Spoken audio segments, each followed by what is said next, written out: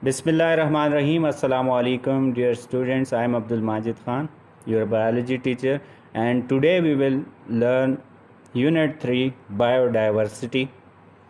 So, before going to our topic, uh, I will discuss some points. That the first one is how many kinds of living organisms are there in the world? Have you ever thought about this?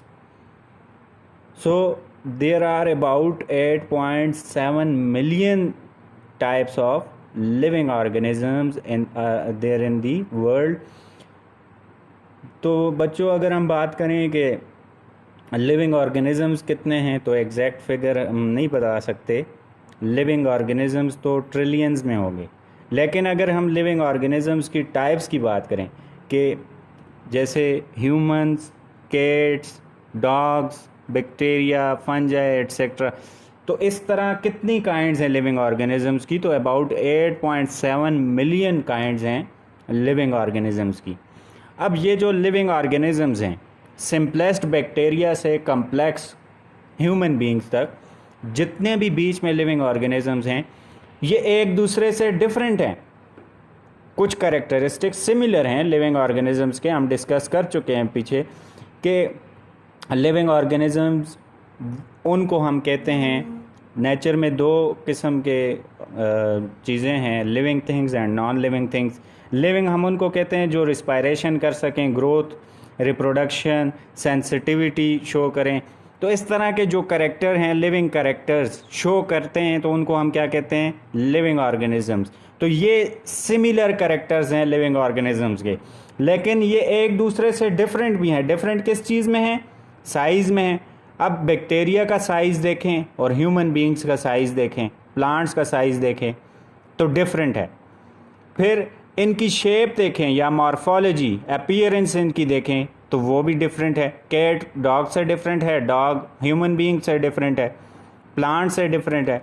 फिर इनका behaviour, तो ecosystem में जो nature में इनका behaviour है, different living organisms का behaviour different है. रिप्रोडक्टिव मेथड्स डिफरेंट है. प्लांट्स की रिप्रोडक्शन देखें तो वो डिफरेंट, ह्यूमंस की रिप्रोडक्शन मेथड्स देखें तो वो डिफरेंट. इसी तरह जो माइक्रो ऑर्गेनिजम्स हैं उनके रिप्रोडक्टिव मेथड्स आप देखें तो वो एक दूसरे से डिफरेंट हैं. तो ये कुछ डिफरेंसेस हैं जो कि लिविंग ऑर्गेनिजम्स में पाए जाते हैं. अब इन्हीं डिफरेंसेस की बेस पे these differences in the living organisms add to biodiversity और create biodiversity of an area. यानी कि बायोडाइवर्सिटी जो होती है, वैरायटी ऑफ लिविंग ऑर्गेनिजम्स, इन डिफरेंसेस की वजह से होती है. अगर ये डिफरेंसेस ना होते तो बायोडाइवर्सिटी ना होती. अब अगर हम एक स्पीशी को किसी इकोसिस्टम से, इकोसिस्टम हम कहते हैं एनवायरनमेंट का एक हिस्सा जहाँ पे बायोटिक और एबायोटिक फैक्टर्स यानी कि लिविंग थिंग्स और नॉन लिविंग थिंग्स आपस में इंटरेक्शन करें, उसको हम इकोसिस्टम कहते हैं. इकोसिस्टम बेसिक यूनिट है एनवायरनमेंट का.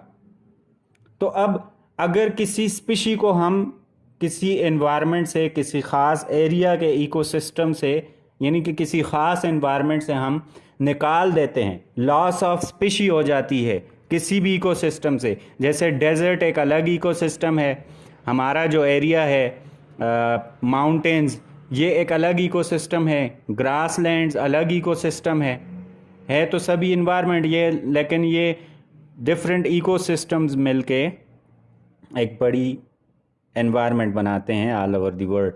फिर अगर किसी ख़ास इकोसिस्टम से कोई स्पीशी लॉस हो जाती है, जैसे पांडाज ख़त्म हो गए किसी ख़ास एरिया से, या हमारे एरिया से लायंस ख़त्म हो जाएं, तो ये इकोसिस्टम को लेस प्रोडक्टिव बनाता है. लॉस ऑफ स्पीशीज़ इकोसिस्टम को लेस प्रोडक्टिव बनाता है. बायोडाइवर्सिटी कम हो जाती है, वैरायटी ऑफ लिविंग ऑर्गेनिजम्स उस एरिया में, उस इकोसिस्टम में कम हो जाती हैं. लेस प्रोडक्टिव कैसे बनाता है? बिकॉज जो हमारी नीड्स हैं, ह्यूमन की नीड्स हैं या ह्यूमन की इकोनॉमी है, 40% of economy based on living organisms. तो हमारी इकोनॉमी बेस करती है लिविंग ऑर्गेनिजम्स के ऊपर। हम प्लांट्स के प्रोडक्ट्स को बेच के पैसा कमाते हैं, हम एनिमल्स को कल्टीवेट करवाते हैं, फार्मिंग जो हम करते हैं उससे हम पैसा बनाते हैं। तो 40% जो हमारी इकोनॉमी है इस पे बेस करती है। इसी तरह जो हमारी नीड्स हैं, जो हमारी ज़रूरियात हैं, आप वुड को देखें, लकड़ी कितनी ज़रूरत की चीज़ है, बिल्डिंग मटेरियल में यूज़ होती है। ये पेपर ही देख लें तो ये प्लांट से आता है, लिविंग ऑर्गेनिज्म से आता है। हमारी नीड्स 80% इसी बायोडाइवर्सिटी पे, इस लिविंग ऑर्गेनिजम्स पे डिपेंड करती है। अब ये जो हमारी नीड्स हैं, जो हमारी इकॉनमी है, 40% इकॉनमी और 80% नीड्स, हमारी ज़रूरियात, ये लिविंग ऑर्गेनिज्म से डिराइव होती हैं। तो इसी को हम देखेंगे। हमने देखा कि जो डिफरेंट लिविंग ऑर्गेनिजम्स हैं कैसे हमारे लिए हेल्पफुल हैं। अब हम देखेंगे कि बायोडाइवर्सिटी को हम डिफ़ाइन कैसे करें। अब बायोडाइवर्सिटी की अगर सिंपल डेफिनेशन की जाए तो the variety of living organisms in world और अ पर्टिकुलर हैबिटेट। अगर हम पूरे वर्ल्ड की बात करें कि उसमें डिफरेंट लिविंग ऑर्गेनिजम्स हैं, तो ये जो डिफरेंट लिविंग ऑर्गेनिजम्स हैं इसको हम बायोडाइवर्सिटी कहेंगे।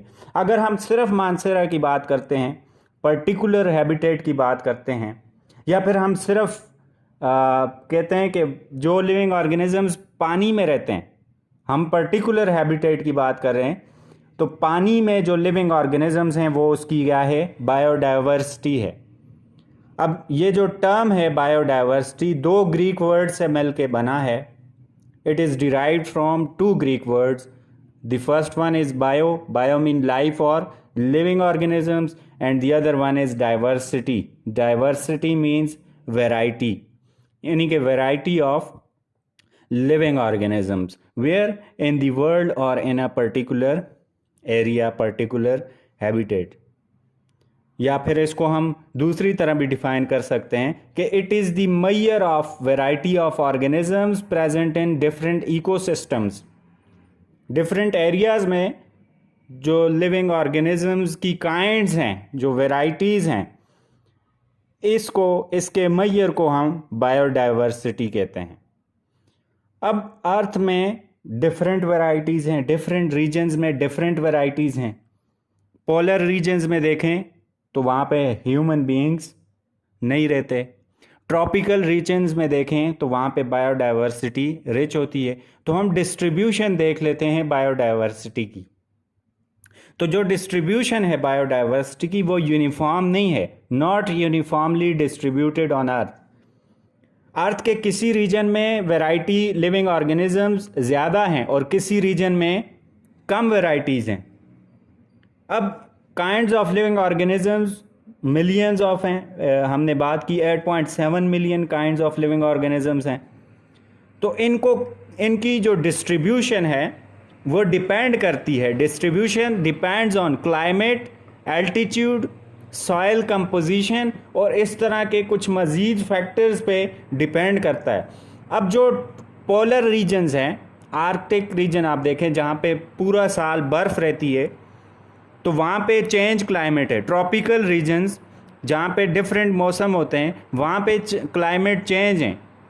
आप यहाँ पे हमारे रीजन को देखें तो इसका एल्टीट्यूड लो है, लेकिन ऊपर सियाचिन की तरफ जाएं तो वहाँ पे एल्टीट्यूड हाई है, यानी कि सतह समंदर से वो जगह कितनी ऊंची है। तो वहाँ पे लिविंग ऑर्गेनिजम्स कम है, यहाँ पे लो एल्टीट्यूड पे ज़्यादा है। इसी तरह सॉइल कंपोजिशन, जहाँ पे सॉइल में न्यूट्रिएंट्स होंगे डिफरेंट किस्म के, वहाँ पे प्लांट ज़्यादा उगेंगे। प्लांट ज़्यादा उगेंगे तो बाकी लिविंग ऑर्गेनिजम्स भी वहाँ पे ज़्यादा होंगे। तो इन फैक्टर्स पे डिपेंड करती है बायोडाइवर्सिटी की डिस्ट्रीब्यूशन। अब ट्रॉपिक रीजन्स में बायोडाइवर्सिटी रिच होती है, पोलर रीजन्स में कम स्पीशीज़ होती हैं, यानी कि लेस बायोडाइवर्सिटी होती है वहाँ पे। और हम अगर पाकिस्तान की बायोडाइवर्सिटी की बात करें तो प्लांट्स की स्पीशीज़ अबाउट 6000 है और एनिमल की स्पीशीज़ पाकिस्तान में 23,000 है, यानी कि 6,000 kinds of plants and 23,000 kinds of animals are there in Pakistan.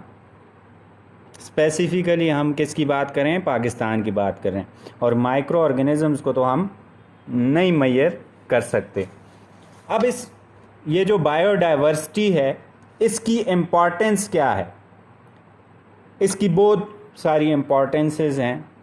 सबसे पहले तो हमारी जो खुराक है, हमने बात की कि हम 80% जो नीड्स हैं हमारी वो लिविंग ऑर्गेनिज्म से डिराइव होती हैं। तो सबसे पहली नीड हमारी क्या है, फूड है।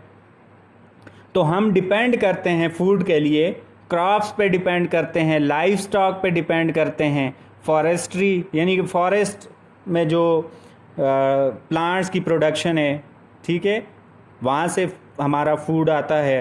फिर फिश प्रोडक्शन जो है, तो हम बायोडाइवर्सिटी पे, लिविंग ऑर्गेनिजम्स पे डिपेंड करते हैं because they provide variety of food. हमें अगर फिशेस ना होते तो हमारे फूड का एक कंपोनेंट कम हो जाता।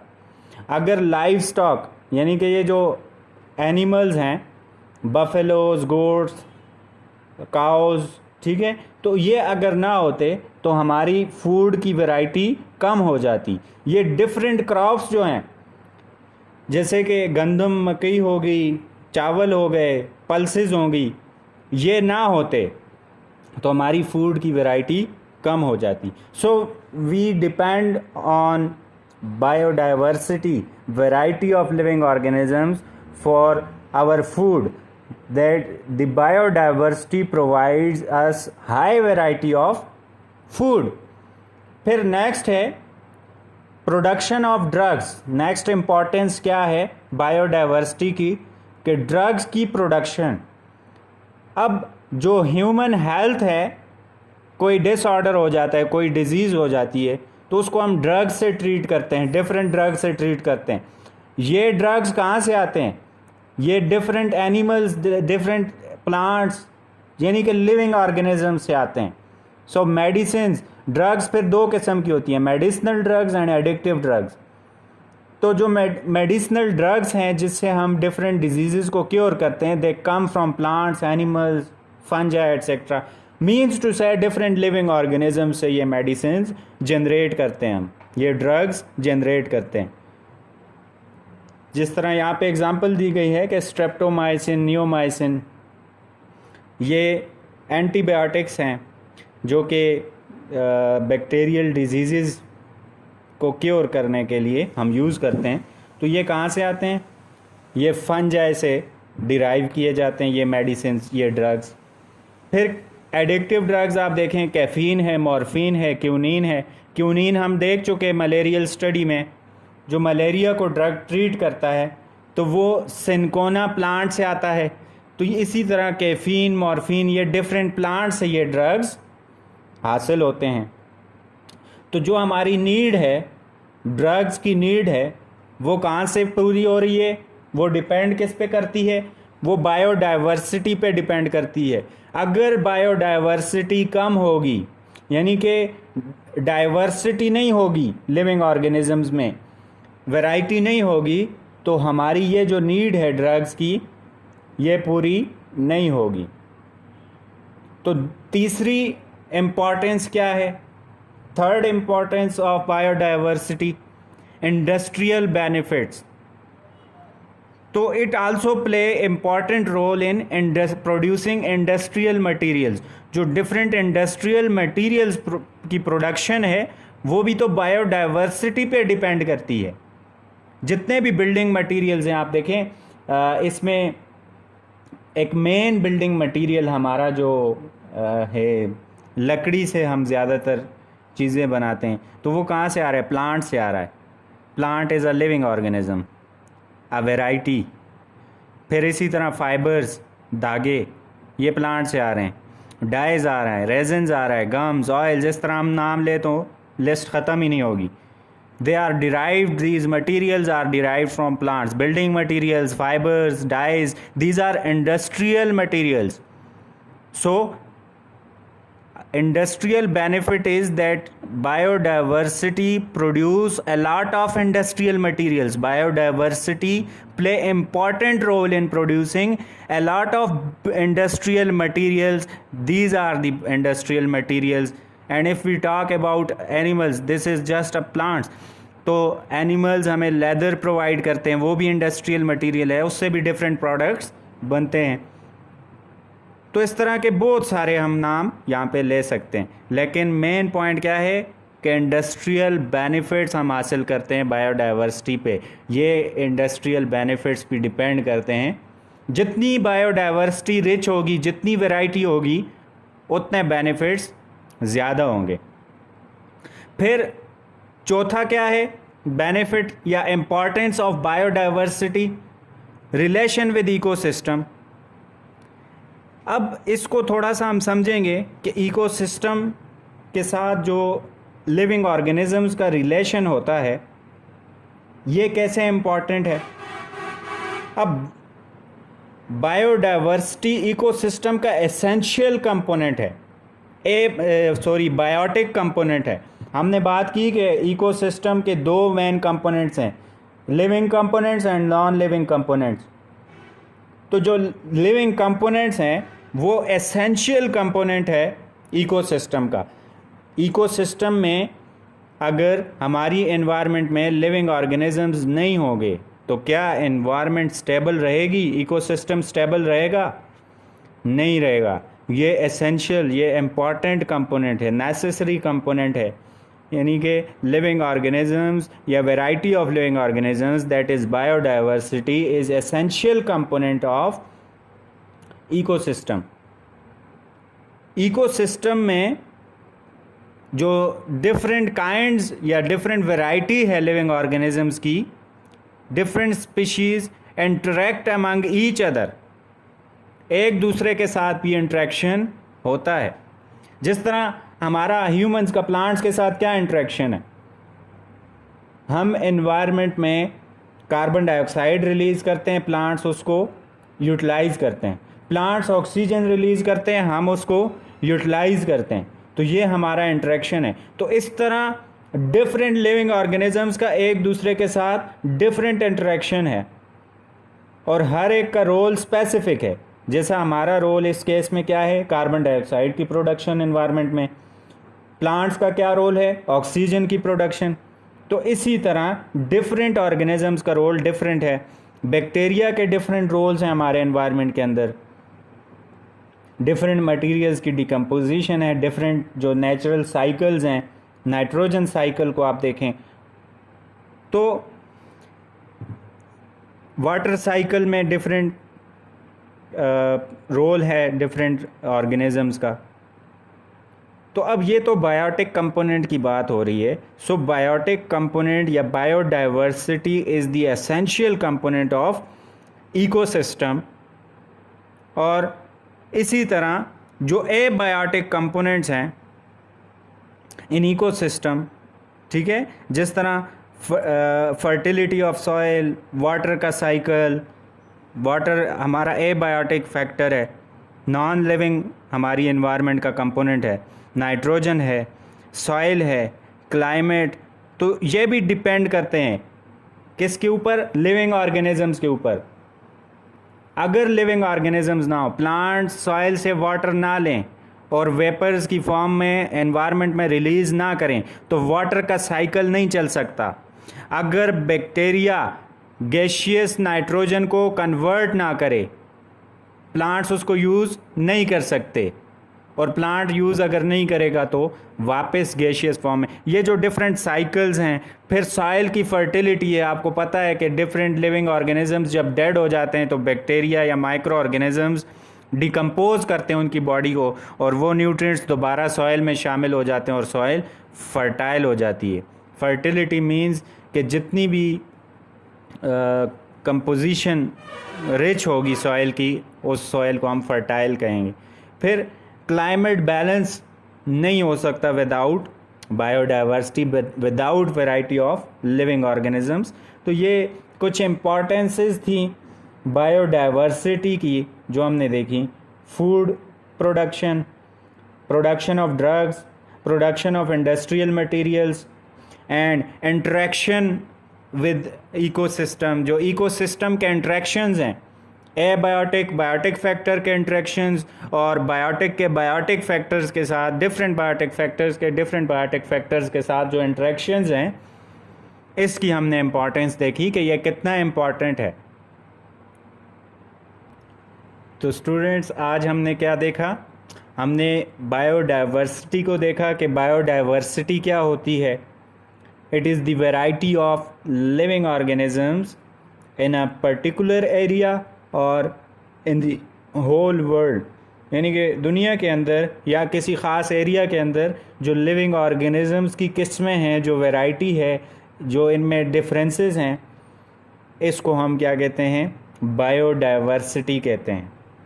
किसी ख़ास एरिया की बायोडाइवर्सिटी या फिर होल वर्ल्ड की बायोडाइवर्सिटी। फिर हमने इसकी इम्पॉर्टेंस देखी कि जो ह्यूमन नीड्स हैं, 80% नीड्स डिपेंड करती हैं बायोडाइवर्सिटी के ऊपर, लिविंग ऑर्गेनिजम्स की वैरायटीज़ के ऊपर। अगर प्लांट्स ना हो तो हमारी फूड की वैरायटी कम हो जाएगी, ड्रग्स की वैरायटी कम हो जाएगी, इंडस्ट्रियल मटेरियल्स की वैरायटी कम हो जाएगी। इकोसिस्टम में जो इंटरेक्शंस हैं, हमने देखा कि कितने इम्पॉर्टेंट है, वो इंटरेक्शंस कम हो जाएंगे और इन इंटरेक्शंस के कम होने की वजह से डिफरेंट फैक्टर्स, क्लाइमेट चेंज और इस तरह के सॉइल फर्टिलिटी और बहुत सारे फैक्टर्स जो हैं वो क्या हो जाएंगे? डिस्टर्ब हो जाएंगे। तो इम्पॉर्टेंस हमने देखी कि कितना इम्पॉर्टेंट है बायोडाइवर्सिटी के। हम बायोडाइवर्सिटी जितनी रिच होगी, फूड प्रोडक्शन और फूड वैरायटी उतनी रिच होगी। इसी तरह ड्रग वैरायटी और ड्रग प्रोडक्शन उतनी रिच होगी, इंडस्ट्रियल मटेरियल्स इतने रिच होंगे और इंटरेक्शंस इकोसिस्टम के अंदर वो इतनी रिच होगी अगर बायोडाइवर्सिटी रिच होगी। In next lecture we will discuss about the classification of living organism. अब ये जो डाइवर्स लिविंग ऑर्गेनिजम्स हैं, ये जो एक दूसरे से चेंज्ड लिविंग ऑर्गेनिजम्स हैं, हमने डिफरेंसेस और सिमिलैरिटीज़ की बात की। तो इसी बेस पे, सिमिलैरिटीज़ और डिफरेंसेस की बेस पे इनको ग्रुप्स में रखा गया, उस पे हम बात करेंगे नेक्स्ट लेक्चर में। आज की आपकी जो होम असाइनमेंट है वो है describe biodiversity and also describe it's importance. आप बायोडाइवर्सिटी को लिखेंगे, एक्सप्लेन करेंगे बायोडाइवर्सिटी क्या होती है, इसकी इटमोलॉजी आप डिस्कस करें, फिर डेफिनेशन, और उसके बाद इसकी इम्पॉर्टेंस को आप एक्सप्लेन करें। और ये जो होमवर्क आपको दिया जाता है रोज़, इसकी हार्ड कॉपी आपने 24 को यहाँ पे सबमिट करवानी है। इसी बेस पे आपकी जो फर्स्ट टर्म या मंथली जो टेस्ट होता है उसकी मार्किंग की जाएगी। तो जिन लोगों ने अभी तक नहीं किया हुआ, वो पिछले लेक्चर्स में जितने भी होमवर्क मिल चुके हैं तो वो करके आप हार्ड कॉपी रेडी रखें और उसको आपने यहाँ पे सबमिट करना होगा। तो कोई भी आपको मसला हो, कोई बात समझ ना आई हो तो आपने कमेंट बॉक्स में लाजमी पूछना है। Thank you. अल्लाह हाफिज़।